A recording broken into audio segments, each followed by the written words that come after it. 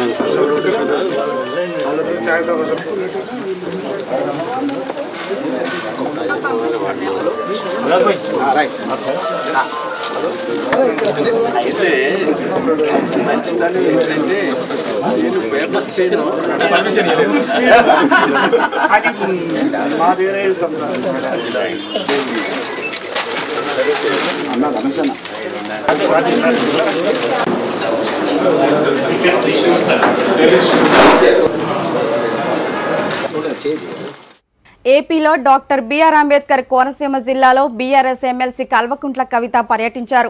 P గన్నవరంలోని ముంగండం గ్రామంలో ముత్యాలమ్మ అమ్మవారి ఆలయ పునఃప్రతిష్టాపనలో కవిత పాల్గొన్నారు. ఈ సందర్భంగా అమ్మవారిని దర్శించుకొని ప్రత్యేక పూజలు చేశారు. అమ్మవారి అనుగ్రహంతో ఆంధ్రప్రదేశ్ తెలంగాణ రాష్ట్రాల ప్రజలు సుఖ సంతోషాలతో వర్ధిల్లాలని రెండు రాష్ట్రాల అభివృద్ధిలో అగ్రగామిగా నిలవాలని ప్రార్థించారు. నియోజకవర్గంలో ముంగంట గ్రామంలో ఉన్నటువంటి ముత్యాలమ్మవారి ఆలయ ప్రతిష్ఠ కార్యక్రమంలో పాల్గొనడం నా అదృష్టంగా నేను భావిస్తూ ఉన్నాను. 400 సంవత్సరాల పైచిలకు చరిత్ర ఉన్నటువంటి ఆలయంలో అమ్మవారిని దర్శించుకోవడం అనేటువంటిది పూర్వజన్మ సుకృతం అనుకుంటూ ఉన్నాను. ముంగంట ప్రాంత చరిత్ర మనందరికీ తెలిసిందే. ఎన్నో సంవత్సరాలుగా బ్రిటిష్ వారి ముందు కూడా తలవంచకుండా మన ఆంధ్ర పౌరుషాన్ని తెలియజేసినటువంటి గ్రామం ప్రాంతం. మరి ఇక్కడి ప్రజలందరూ కూడా చాలా అద్భుతంగా ఆలయాన్ని పునఃప్రతిష్ఠ చేసుకొని అమ్మవారిని మన సాంప్రదాయాన్ని నిలుపుకునే విధంగా చేస్తున్నటువంటి ప్రయత్నం తప్పకుండా ఈ గ్రామాన్నే కాకుండా యావత్ ఆంధ్రప్రదేశ్ రాష్ట్రాన్ని కూడా చక్కగా కాపాడుతుందని, అభివృద్ధి పనుల్లో ముత్యాలమ్మవారు మన ఆంధ్రప్రదేశ్ రాష్ట్రాన్ని కూడా తీసుకెళ్లాలని చెప్పి మనస్ఫూర్తిగా ప్రార్థన చేస్తూ మరి అమ్మవారి దయతో తెలంగాణ రాష్ట్రం బాగుండాలి, ఆంధ్ర రాష్ట్రం. కాంగ్రెస్ గుండాల దాడిలో గాయపడిన జర్నలిస్టు శంకర్ను బీఆర్ఎస్ వర్కింగ్ ప్రెసిడెంట్ కేటీఆర్ పరామర్శించారు. అనంతరం కేటీఆర్ మాట్లాడుతూ జర్నలిస్టు శంకర్పై జరిగిన దాడికి పూర్తి బాధ్యత సీఎం రేవంత్ రెడ్డి వహించాలన్నారు. భవిష్యత్తులో జర్నలిస్టు శంకర్ పైన ఎట్లాంటి హాని జరిగినా దాని పూర్తి బాధ్యతలు రేవంత్ రెడ్డి అవుతారని కేటీఆర్ హెచ్చరించారు. కొడంగల్లో రైతులకు సంబంధించిన భూముల కబ్జాల విషయాన్ని బయటకు తీసుకువచ్చినందుకే జర్నలిస్టు శంకర్ పైన కాంగ్రెస్ గుండాలు దాడి చేశారని విమర్శించారు.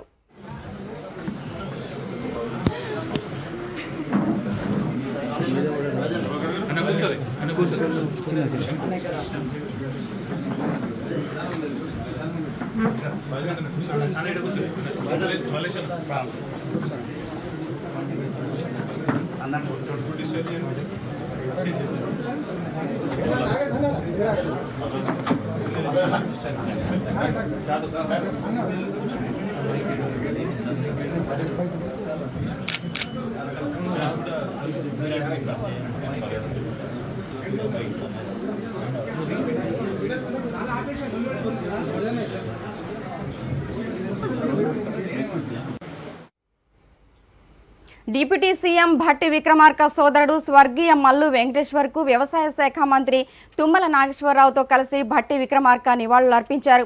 ఖమ్మం జిల్లా వైరా మండలం స్నానాల లక్ష్మీపురం గ్రామంలో ఇటీవల అనారోగ్యంతో మృతి చెందిన స్వర్గీయ మల్లు వెంకటేశ్వర్ల సంస్మరణ కార్యక్రమం నిర్వహించారు. ఈ కార్యక్రమంలో భట్టి విక్రమార్క మరో సోదరుడు మల్లు రవి హాజరై స్వర్గీయ మల్లు వెంకటేశ్వర్లు చిత్రపటానికి పూలమాలలు వేసి ఘనంగా నివాళులర్పించారు.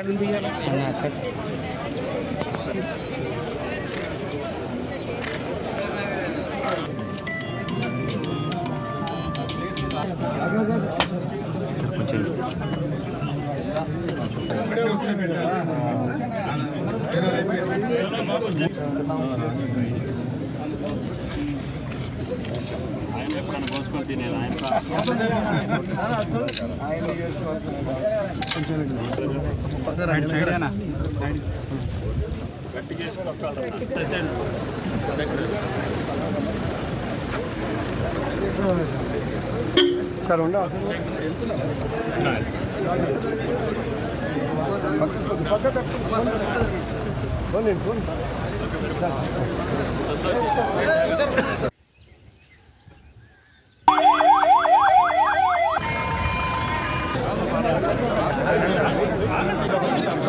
ఖమ్మం పార్లమెంట్ అభ్యర్థిగా పోటీలో తాను కూడా ఉన్నానని, పార్టీతో 38 ఏళ్ల అనుబంధం ఉన్న నాకు పార్టీ టికెట్ ఇస్తుందని ఆశిస్తున్నానని కాంగ్రెస్ పార్టీ రాష్ట్ర వర్కింగ్ ప్రెసిడెంట్ జట్టి కుసుమకుమారి అన్నారు. నగరంలోని సంజీవరెడ్డి భవన్లో ఆయన మా సమావేశంలో నిర్వహించారు.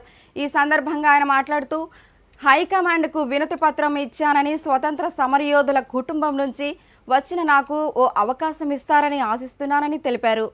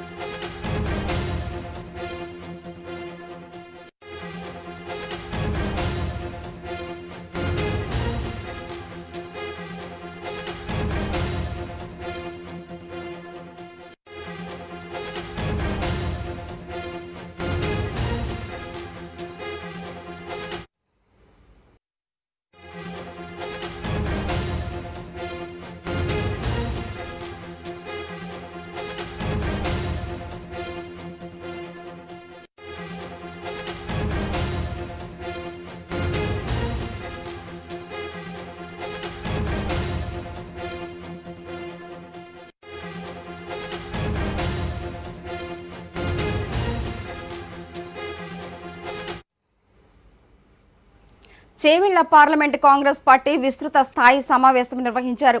ఈ కార్యక్రమంలో ఐటీ శాఖ మంత్రి దుద్దిళ్ల శ్రీధర్ బాబు, ప్రభుత్వ సలహాదారుడు వేం నరేందర్ రెడ్డి పాల్గొన్నారు. ఈ సందర్భంగా వారు మాట్లాడుతూ ఈ నెల 27న జరగబోయే భారీ బహిరంగ సభను విజయవంతం చేయాలని పిలుపునిచ్చారు. 7 నియోజకవర్గాలలోని ప్రజలు కాంగ్రెస్ పార్టీ శ్రేణులు భారీ ఎత్తున విజయవంతం చేయాలని కోరారు. ఈ మేరకు సభ ఏర్పాట్లను రంగారెడ్డి జిల్లా collector Shashank, DCP Srinivas, ACP Farah engineer కళాశాలలోని స్థలాలను పర్యవేక్షించారు. 200 యూనిట్ల వరకు ఎవరు మా మహిళా సోదరిమణులు ఉచిత బస్సు ప్రయాణ సౌకర్యాన్ని పూర్తి స్థాయిలో ఉపయోగించుకొని అనేక మంది భక్తులు సమ్మక్క సారలమ్మ జాతరకొచ్చి మరి దేవతలను దర్శించుకున్నారు. సంతోషంగా ఈరోజు ఇట్లాంటి మంచి ఆలోచనలు, మంచి కార్యాచరణ, మంచి కార్యక్రమాన్ని కాంగ్రెస్ పార్టీ ప్రభుత్వం ప్రజల వద్దకు తీసుకెళ్తా ఉంది. ప్రజల ఆశీర్వాదం ఉంది. మాకు ప్రజల్లో మంచి పేరుంది ఈరోజు కాంగ్రెస్ పార్టీకి. ఇప్పటికైనా మేము టీఆర్ఎస్ పార్టీ వారిని కోరుతా ఉన్నాం, ఇప్పటికైనా మీరు మొండి వైఖరిని పక్కన పెట్టండి. మేము 100 రోజుల్లో మొదలు పెడతామని చెప్పినాం. మేము ఇచ్చిన 6 గ్యారెంటీలు కానీ అంతపూర్వకమే వెసులుబాటు చేసుకొని ప్రజలకు ఇచ్చిన వాగ్దానాలను అమలు చేయాలనే ఒక చిత్తశుద్ధితో పోతా ఉన్నప్పుడు మీకు ఏదైనా అనుభవం ఉంటే, మీకు ఏదైనా ప్రజల గురించి మంచి చేయాలని ఆలోచన ఉంటే ఆ ఆలోచనను పంచుకునే ప్రయత్నం చేయండి తప్ప ఎప్పుడు ఈ పథకాలు ఆగుతాయా, ఎప్పుడు మా పార్టీ లాభపడదామని ఆలోచన చేయకుండా ప్రభుత్వం మీరు నడపాలని యావత్ తెలంగాణ ప్రజలు మాకు ఒక అవకాశం ఇచ్చారు. ప్రజలు ఇచ్చిన తీర్పును గౌరవించే ఆలోచన చేయాలి టీఆర్ఎస్ పార్టీ కానీ బీజేపీ పార్టీ కానీ. ఈరోజు 2 పార్టీలు కూడా ఎప్పుడు వీరు పెట్టిన పథకాలు ఫెయిల్ అవుతాయి, ఎప్పుడు మీ ప్రజల వద్దకు వెళ్ళి ఫెయిల్ అయినాయని చెప్పాలనే ఆలోచన చేస్తూ ఉన్నారు తప్ప అరే ప్రజలకు ఇచ్చిన వాగ్దానాలను వీరు అమలు చేస్తూ ఉన్నారు, ఇంకా ఏ విధంగా బాగు చేస్తే బాగుంటుందని వారి మనసులో ఉన్న ఆలోచన చెప్పకున్నా పర్వాలేదు. కానీ దీన్ని విఘాతం కల్పించకుండా మీరు ఉంటే బాగుంటుందని ఆ క్రమంలోనే మిమ్మల్ని అందరినీ కూడా ఆహ్వానిస్తూ ఉన్నాం. మరి సభకు వచ్చి మీరు కూడా పాల్గొనాలని అక్రమంగా తరలిస్తున్న గంజాయిని ఇచ్చాపురం పోలీసులు స్వాధీనం చేసుకున్నారు. శ్రీకాకుళం జిల్లా ఇచ్చాపురం పట్టణం పోలీస్ స్టేషన్లో విమాన సమావేశంలో నిర్వహించారు. ఈ సందర్భంగా Kasibugga range DSP G Nageshwar Reddy మాట్లాడుతూ విశ్వసనీయ సమాచారం మేరకు ఇచ్చాపురం ఎల్సీ గేటు సమీపంలో అనుమానంగా తిరుగుతుండడంతో సోదాలు జరిపి వీరి నుండి 12 కిలోల గంజాయిని, ఒక ఎర్టిగా కారును, 4 మొబైల్ ఫోన్లను స్వాధీనం చేసుకుని వారిపై కేసు నమోదు చేసి దర్యాప్తు చేస్తున్నామన్నారు.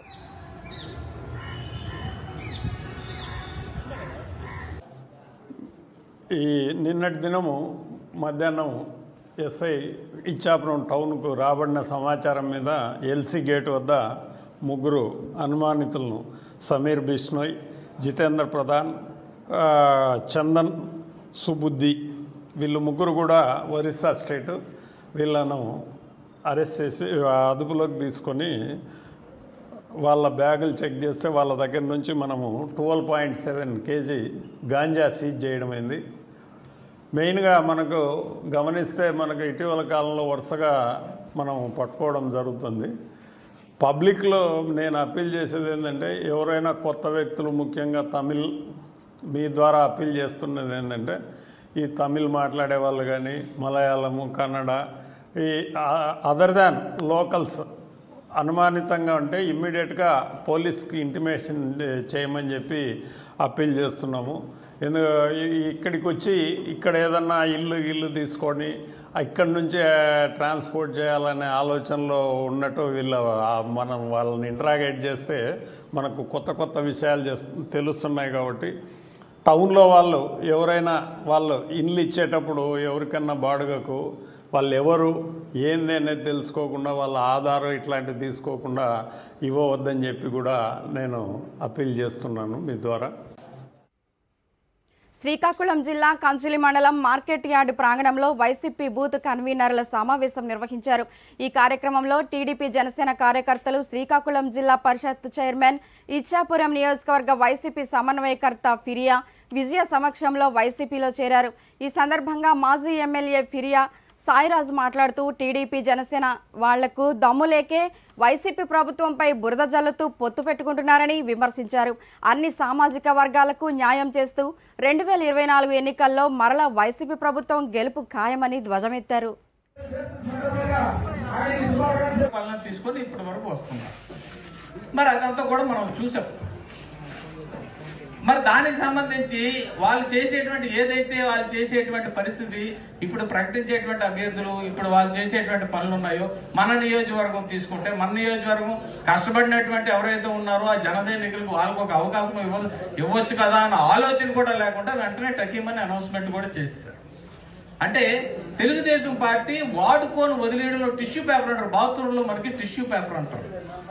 ఆ బాత్రూంలో టిష్యూ పేపర్ మనం ఏడ్ చేస్తాం, వాడుకొని వదిలేస్తాం. ఆ టైప్లో తెలుగుదేశం పార్టీ వాళ్ళు చేసేటువంటి పని ఏంటంటే అవతల వాళ్ళని వాడుకొని వదిలేయడమే వాళ్ళకి తెలుసు. మరి ఇవాళ జనసేనతో పొత్తు అని చెప్పి ఆ జనసేనలో ఉన్నటువంటి నాయకుల్ని, జనసేనలో ఉన్నటువంటి వీళ్ళందరినీ కూడా వాడుకొని వాళ్ళని రోడ్డు మీద వదిలేసేటువంటి ప్రయత్నం మళ్ళీ వాళ్ళు మొదలు పెట్టారు. అదే మనం గర్వంగా ఇవాళ మనం చెప్పుకోదగ్గదేంటి? అదే మన ప్రభుత్వం తీసుకుంటే, వైఎస్ఆర్ కాంగ్రెస్ పార్టీ తీసుకుంటే మనం సగర్వంగా చెప్పుకోగలం.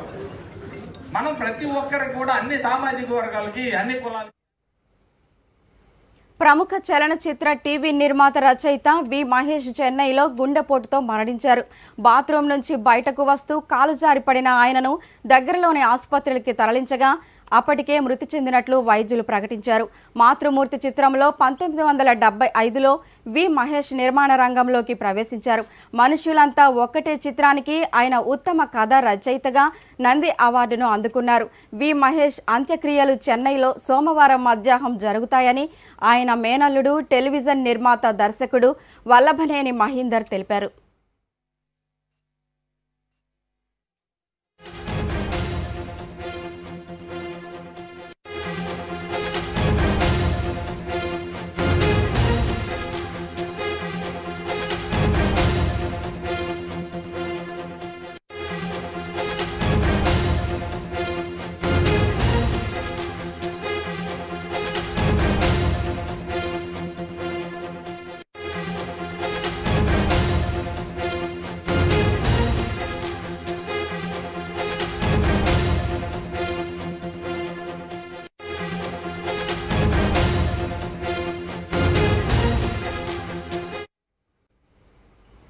టీడీపీ జనసేన అభ్యర్థులు ప్రకటనలతో తాడేపల్లి ప్యాలెస్లో ప్రకంపనలు మొదలయ్యాయని వంశీ కృష్ణ శ్రీనివాస్ యాదవ్ అన్నారు. కాపులు అమాయకులని ఒక మంత్రి అంటున్నారని మీకు త్వరలోనే చూపిస్తారని విమర్శించారు. కాపులంతా డిసైడ్ అయ్యారు. పవన్ కళ్యాణ్ని చూసి మాత్రమే ఓటు వేస్తారని వెల్లడించారు. 29 తర్వాత సీట్లపై పూర్తి స్పష్టత వస్తుందని, సీట్లు రాకపోయినా పవన్ కళ్యాణ్ వెంటే ఉంటామని జన సైనికులు స్పష్టం చేశారు. అసలు ఆ చైర్మన్ పిలిచారా? పిలిస్తే ఎందుకు రాలేదు? మీరు పిలవలేదు. పిలిచినా కూడా వచ్చే పరిస్థితి లేదు. ఎందుకంటే పాపము ఆ తమ్ముడు భయపడిపోతూ ఉన్నారు. ఎక్కడ జనంలోకి వస్తే కార్పొరేషన్ చైర్మన్ గారు మీరు ఎన్ని లోన్లు ఇచ్చారు, మీ ద్వారా ఈ సమాజానికి ఏం చేశారు, మిమ్మల్ని అన్ని చైర్మన్గా ఉన్నారు కాబట్టి మీకు అందరికీ మాకు సపోర్ట్ చేస్తారని చెప్పేసి మేము చాలా ఓట్లు వేయడం కూడా జరిగింది. మేము మీకు అండగా ఉన్నాం, మీరు ఏం చేశారు అడుగుతారని చెప్పేసి భయపడి రాలేదు. ఒక్క రూపాయి కూడా ఇవ్వడా. అసలు ఆ అకౌంట్లో ₹1 కూడా పడలేదు. ఎందుకు మీరు కార్పొరేషన్ పెట్టారు? కులాలను విడదీయడానిక? వాళ్ళ బాగోగుల కోసమా? వాళ్ళు అభివృద్ధి చేశారా? కేవలం వ్యక్తులు పెట్టి వాళ్ళకి చాలీస్ ఇస్తున్నారు తప్ప మీరు ఏమీ చేయలేదు. అవన్నీ మాట్లాడడం మానేసి నిన్న మంత్రులు వచ్చారు. మాజీ మంత్రి, ఇప్పుడు ప్రస్తుతం సివిల్ సప్లై మంత్రి. వాళ్ళు వచ్చిన పని ఏంటి? ఇక్కడ యాదవ్ కార్పొరేషన్ భవన్ శంకుస్థాపన చేసుకోవాలి. సరే, సోదరు అనిల్ వచ్చారు, తన పని తాను చేసుకెళ్ళాడు. కార్మూర్ నాగేశ్వరరావు గారు తన గొప్పల కోసమో చప్పట్ల కొట్టిన నా గురించి మాట్లాడుతున్నాడు. నేను ముందే చెప్పాను, నన్ను వ్యక్తిగతంగా మాట్లాడితే నేను ఎవరికి భయపడను, నన్ను వ్యక్తిగతంగా టచ్ చేయొద్దు అని గతంలో పదే చెప్పాను. ఇప్పటి వరకు నీ గురించి ఎప్పుడైనా మాట్లాడాను? నన్ను అంటాడు ఆ పెద్ద మనిషి. తెలుగుదేశం పార్టీకి కొండపల్లి శ్రీనివాసరావు ఏం చేశారని టికెట్ ఇచ్చారంటూ టీడీపీ రాష్ట్ర కార్యనిర్వాహక కార్యదర్శి కరణం శివరామకృష్ణ అన్నారు. ఈ సందర్భంగా శివరామకృష్ణ మాట్లాడుతూ పార్టీ కోసం కష్టపడిన నాయకులకు, కార్యకర్తలకు అండగా నిలిచిన నాయకుడికి ఇవ్వకుండా 3 పార్టీలు వైసీపీ నుంచి వచ్చిన వారికి ఇవ్వడం చాలా దారుణమన్నారు.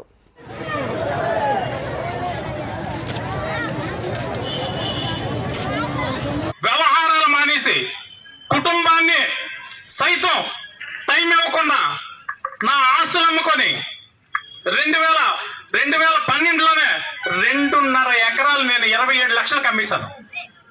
ఈరోజు ఒక్కొక్క ఎకరా 10 కోట్ల రూపాయలు చేసే పరిస్థితి. అంటే ఆ రోజు 28 లక్షలే. ఈరోజు వ్యాపారం నేను చేసుకొని సంపాదించుకుంటే ఈ 15 సంవత్సరాల్లో కోట్లు సంపాదించుకుందాం. మాకు ఆస్తుల ప్రకారం మేము చూసుకుంటే ఆస్తులు అమ్ముకొని ప్రజల కోసం, పార్టీ కోసం అన్ని విధాలుగా కష్టపడి ప్రతి ఒక్కరిని ఆదుకొని కష్టకాలంలో ఉన్న పార్టీని మీదకు లేపి, కష్టాల్లో పార్టీ ఉన్నప్పుడల్లా శివరామకృష్ణ కావాలి, పార్టీ మాత్రం అధికారంలో వస్తుందన్నప్పుడు వాడుకుంటున్నారని చెప్పేసి నా యొక్క అభిప్రాయం. ఈరోజైతే నాకు చాలా బాధ అనిపించింది. దేనివల్ల అంటే కష్టపడమే తప్ప, నేను చేసిన తప్ప నాకు అనిపిస్తుంది. నేను నిజంగా చెప్తున్నాను,